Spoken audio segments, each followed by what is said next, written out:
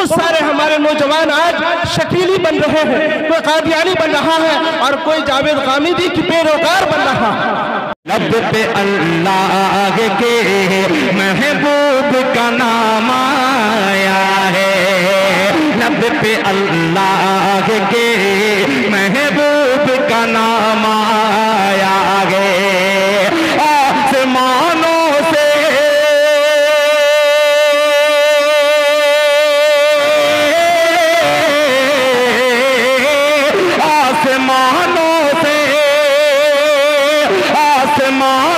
से दरूद और सलाम आया है, लब पे अल्लाह के महबूब का नाम आया है, लब पे अल्लाह के महबूब का नाम आया है।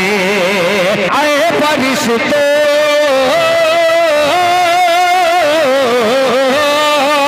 हमारे इलाके के शेखुल हदीस जनाब हजरत मौलाना अब्दुल मन्नान साहब हैं, उनको दिल खैराबादी से कब्ल सिर्फ 10 मिनट के लिए टाइम दिया जाएगा।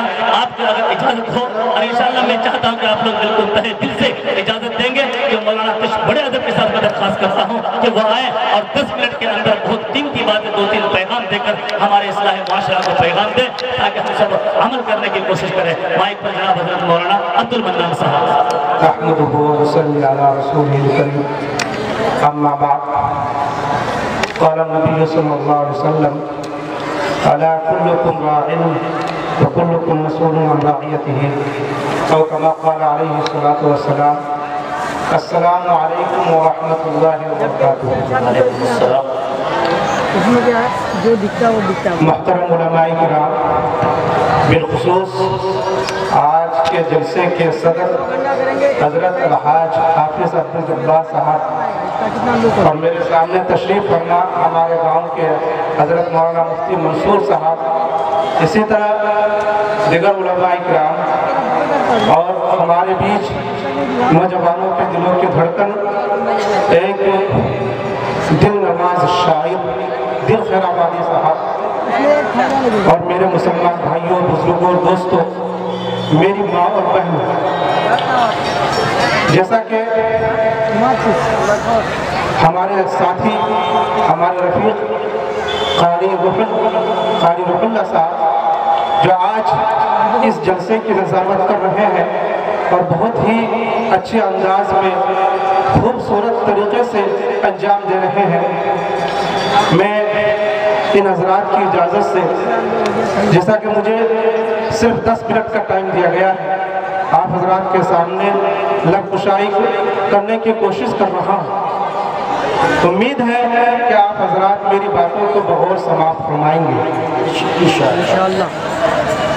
मेरे मुसलमान भाइयों, हम प्रोग्राम काफ़ी देर से सुन रहे हैं। ईशा से पहले बंदा हाजिर हो चुका था, तभी से प्रोग्राम सुन रहा है और प्रोग्राम माशाअल्लाह बहुत ही अच्छे अंदाज में चल भी रहा है। अभी हमसे पहले हजरत मौलाना सोहराब साहब दामद बरकातहुम बयान फरमा रहे थे, माशाअल्लाह बहुत ही कीमती बातें बताई। हम कोशिश करें कि हम उनकी बातों पर अमल करें। अब बिला तमहीद के मैं आप हजरात के सामने ये बताना चाहता हूँ कि ये मेरे मुसलमान भाइयों, अल्लाह तबारक व तआला ने जो सबसे बड़ी नियामत अता की है, आप हमें बताइए कि वो नियामत कौन सी है? बताएं आप हजरात। अल्लाह तबारक व तआला ने हमको जो सबसे बड़ी नियामत अता की है, वो कौन सी नियामत है? आप हजरात बताएं। ईमान। सबसे बड़ी नियामत ईमान है जो अल्लाह तबारक व तआला ने हमको अता की है। अल्लाह तबारक व तआला ने फरमाया, इन शकरतुम लअज़ीदन्नकुम, कि अगर तुम शुक्रिया अदा करोगे तो हम उसमें इजाफा करेंगे, उसको बढ़ाएंगे। तो अल्लाह तबारक व तआला ने जब हमें नियामत ईमान अता की है, तो मेरे मुसलमान भाइयों, आज हम सबसे पहले उसी नियामत का शुक्र अदा करें। समझ रहे मेरी बात? सबसे पहले हम उसी नियामत का शुक्र अदा करें कि अल्लाह तबारक व तआला ने हमको नियामत ईमान अता की है। अब आप ये कहेंगे कि शुक्र कैसे अदा करें, शुक्र कैसे अदा करें? तो मैं आपको मुख्तसर में बताता चलूं कि शुक्र अदा करने का तरीका यह है कि सबसे पहले अल्हम्दुलिल्लाह कहें। क्या कहना मेरे मुसलमान भाइयों? सबसे पहले अल्हम्दुलिल्लाह, अल्हम्दुलिल्लाह। या अल्लाह तेरा शुक्र है, तेरा एहसान है कि तूने मुझे मोमिन बनाया और नियामत ईमान अता किया। दूसरा तरीका शुक्र अदा करने का यह है कि सजदाए शुक्र कर, जहां भी किसी नियामत की खबर पहुंचे उसी जगह पे सजदाए शुक्र कर ले, सजदा कर ले। तीसरा तरीका यह है कि हम 2 रकात नमाज पढ़ ले और पढ़ने के बाद फिर हम अल्लाह से दुआ करें, अल्लाह से कहे कि अल्लाह तेरी तौफीक है कि तूने मुझे ईमान अता किया है। मेरे मुसलमान भाइयों, आज हमें जब कोई नियामत हासिल होती है, कोई बच्चा फर्स्ट डिवीज़न या सेकंड डिवीज़न में कामयाब होता है, तो हम देखते हैं कि वो पटाखे फटाने लगते हैं, पार्टियां करने लगते हैं। ये शुक्र अदा करने का तरीका नहीं है। मेरे मुसलमान भाइयों, इसमें आप अल्लाह को राज़ी करने के बजाय अल्लाह को नाराज़ कर रहे हैं, अल्लाह के गज़ब को बुला रहे हैं, अल्लाह की गज़ब को दावत दे रहे हैं। ये अदा करने का तरीका नहीं है। आप अल्लाह का शुक्र अदा करते हुए सबसे पहले 2 रकात नमाज पढ़ लें। खैर, बातों को लंबी ना करते हुए आज हमें इसी नियामत ईमान की, इसी ईमान की हिफाजत करनी है। मैं खुसूसन नौजवानों को मुखातब करके कह रहा हूँ कि मेरे नौजवानों, आज हम सबको सबसे पहले ईमान की हिफाजत करनी है। ईमान की कोई भी पार्टी, कोई भी जमात, कोई भी दुश्मन आज नौजवानों को निशाना बना रही है, नौजवानों को अपनी तरफ माइल करने की कोशिश कर रहे हैं। तो इसलिए हम नौजवानों को ही मुखातब करके कह रहे हैं कि नवाते नौजवानों, ए मेरे भाइयों, आपको उन रास्तों की तरफ नहीं जाना है जिन रास्तों में आपकी हलाकत और बर्बादी है। आपको उन रास्तों की तरफ जाना है जिस रास्ते में, जिन रास्तों में कामयाबी है, जिन रास्तों में आपके लिए फलाह है, फलाह व बहबूद, उन रास्तों की तरफ जाना है। और उन रास्तों की तरफ नहीं जाना है, उनको नकारना है। आपके ईमान को लूटने के लिए और आपके ईमान को लेने के लिए मुख्तलिफ हरबे और मुख्तलिफ तरीके अपनाए जा रहे हैं, मुख्तलिफ ज़राए का इस्तेमाल किया जा रहा है। मोबाइल के जरिए आपका ईमान लूटने की कोशिश कर रहे हैं। मोबाइल में ऐसे मवाद और ऐसे मटेरियल पेश किए जा रहे हैं, बाज़ाब्ता नंबरात को सर्च करके उनके YouTube में या उनके दूसरे प्लेटफॉर्म में ऐसे मैसेजेस और ऐसे पैगामात दिए जा रहे हैं कि जिनको पढ़कर वो इस्लाम से निकल जाए और उसका ईमान ख़त्म हो जाए, ऐसे पैगामात को दिए जा रहे हैं।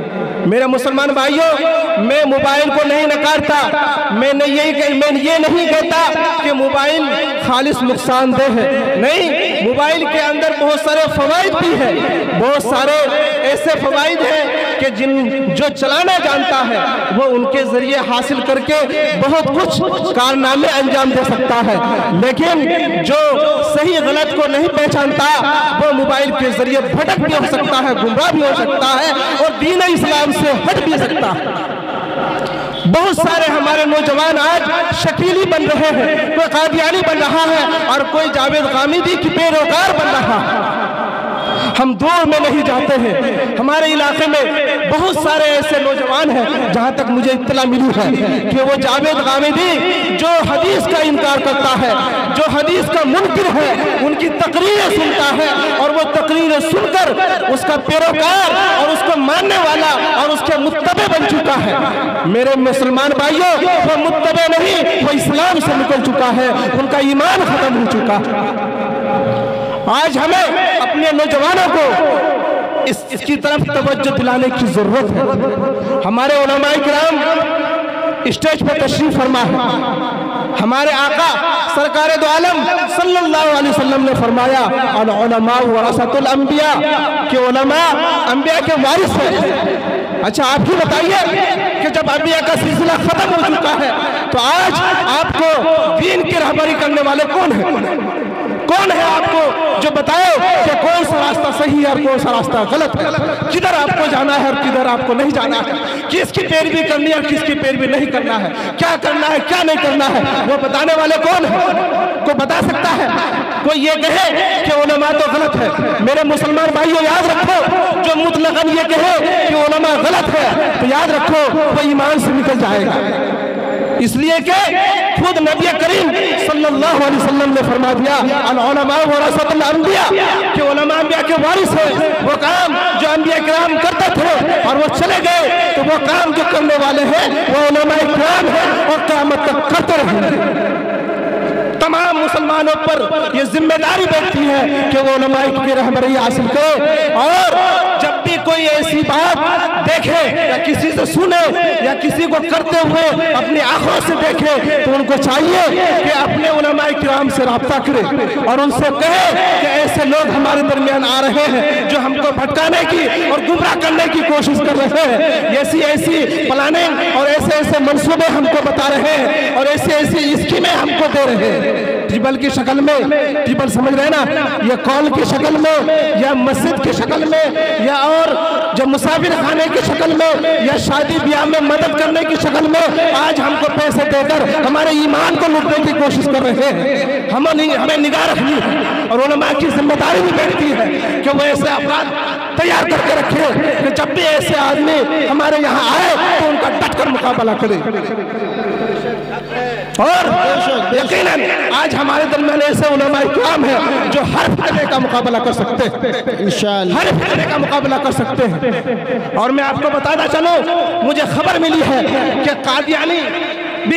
कादियानी के जो लोग हैं वो भी आज हमारे मोहल्लों में, हमारे गाँवों में और खास तौर पर बंगाल में हजरत मौलाना आरिफ साहब थे, उनके यहाँ जाना हुआ, कुछ ऐसी मस्जिदें बना दी उन्होंने। तो याद रखिए वो क्या चाहते हैं? वो यही चाहते हैं कि आपके ईमान को लूटें, आपके ईमान को लूटना चाहते हैं। अलगर्ज मैंने इस पर मुख्तसर आपको बता दी है और मैंने जो हदीस पढ़ी है उस हदीस में आप सल्लल्लाहु अलैहि वसल्लम ने फरमाया अला कुल्लुकुम राइन व कुल्लुकुम मसऊलुन अन राइयतिही, कि सुन लो तुम में से हर एक जिम्मेदार है, तुम में से हर एक जिम्मेदार है। घर में जो बाप है वो भी जिम्मेदार है, शोहर है वो भी जिम्मेदार है, बीबी है वो भी जिम्मेदार है। आज गांव में जो मुखिया जी है, प्रधान जी है या समिति जी है या मेंबर जी है या कोई आलिम हाफिज मुफ्ती है, सब जिम्मेदार है। आप भी जिम्मेदार है अपने घर का। आपकी जिम्मेदारी बैठती है कि आप अपने घर को देखें, अपने घर के लोगों को देखें, अपने बच्चों को देखें, कहीं ऐसा तो नहीं हो रहा है कि वो गलत रास्ते में जा रहे हैं। आपकी ये जिम्मेदारी है। अब मैं एक हदीस पढ़कर अपनी बात खत्म करता हूँ। हमारे आका सरकार दो आलम सल्लल्लाहु अलैहि वसल्लम ने फरमाया सलासतुन ला यदखुलुनल जन्नत अबदा, सलासतुन ला यदखुलुनल जन्नत अबदा, अद्दय्युस मिनर रिजाल व रजलतु मिनन निसा व मुज़मिनुल खमर। बात को मुख्तसर करते हुए हमारे आका सरकार दो आलम सल्लल्लाहु अलैहि वसल्लम ने फरमाया कि 3 आदमी कभी जन्नत में दाखिल नहीं होंगे। कितने आदमी भाई साहब? 3 आदमी कभी जन्नत में दाखिल नहीं होंगे। कितने आदमी? 3, ओनली 3, सिर्फ 3 आदमी। आप सल्लल्लाहु अलैहि वसल्लम ने इस हदीस में फरमाया कि 3 आदमी जन्नत में दाखिल नहीं होंगे। वो 3 आदमी कौन से हैं? तो आप सल्लल्लाहु अलैहि वसल्लम ने फरमाया अद्दय्युस मिनर रिजाल, मर्दों में से दयूस, मर्दों में से दयूस। दयूस किसे कहता है मैं आपको आगे बता रहा हूँ। दूसरा आप सल्लल्लाहु अलैहि वसल्लम ने फरमाया अर्रजलतु मिनन निसा, वो औरतें जो मर्दों की चाल इख्तियार करने वाली, वो औरतें जो मर्द बनने वाली। आप कहेंगे कि औरतें मर्द कैसे बनेगी? आप खुद देख रहे हैं कि औरतें आज मर्द कैसे बन रही है।